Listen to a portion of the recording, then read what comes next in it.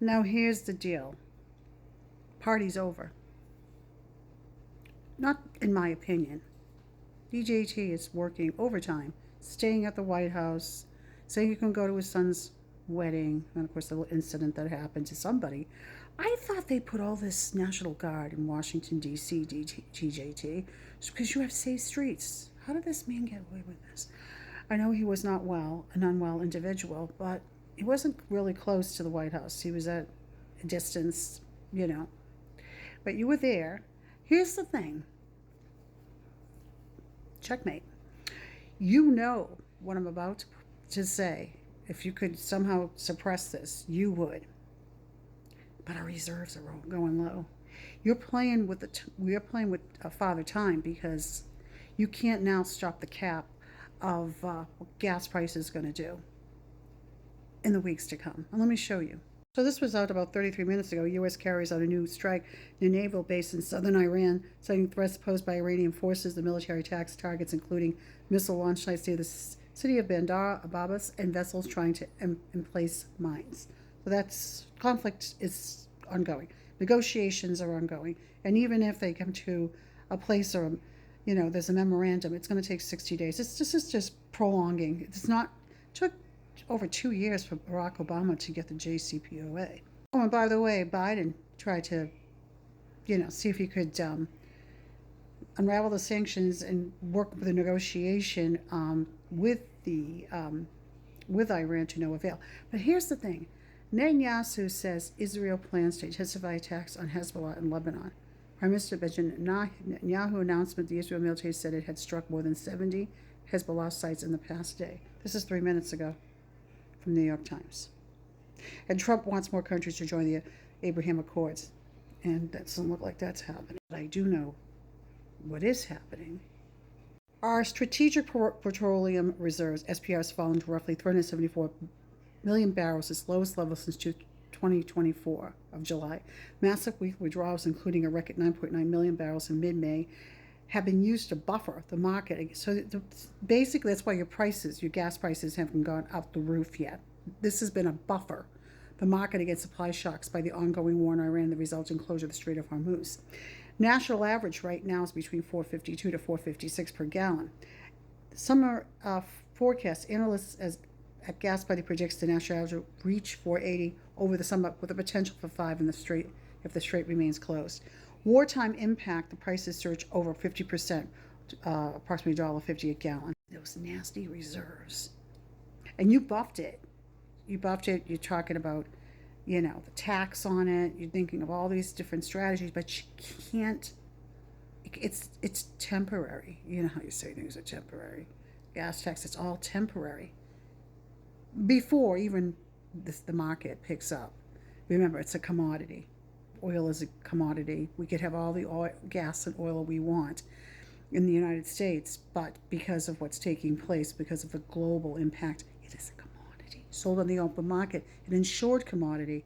And by the way, they also buff up against that insurance product line as well. But here, Policymaker the president is considering nuclear options like energy export bans. Through industry experts at the European Energy Group warn this could backfire by reducing refinery margins. Listen to this, refinery margins, and ultimately increasing pump prices.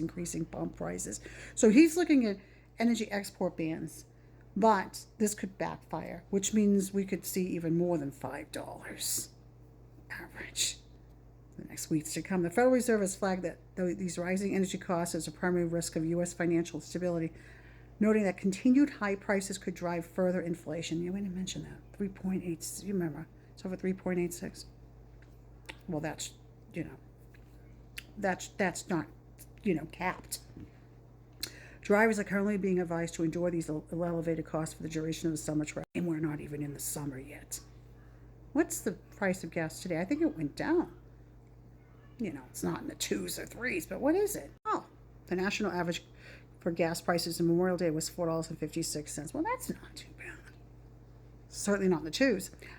Slightly below all-time high, of $4.60 in 2022, when 4th of July prices reached $4.80. You can make this a Biden. You can make it a Carter issue. But it's really a Trump issue now, because it's his war. in as much as I saw little Biden tiptoe into the reserves. This is far greater. Far greater. There's real impact. That's why he's calling on other countries to join the to join the accord. So here's how it works. You can only suppress it for so long before it pops. Between the reserves, any other options you try to get around it, taxation, until it pops. And when it pops, you're looking at the national average is 5. That doesn't mean everybody's going to be paying 5. Some people pay 5, some people pay 6, some people pay 7. Personally, in my opinion, I see it popping sooner. Oh, that Sherry. See a little pop, pop, pop. I see this like climbing into the early June and really scaling the walls and, on its way upward and, onward to the 6s. Yeah. So you can't manipulate the market. It's hitting a brick wall, and it will start to really, we'll feel the cracks, because that's why he's so urgent. Let's just get this deal done. Sometimes DJT, because you're, quoting, like, what did, what's her face say? Your press secretary, Carolyn Levitt. Congratulations, baby. She said you're the out of the deal.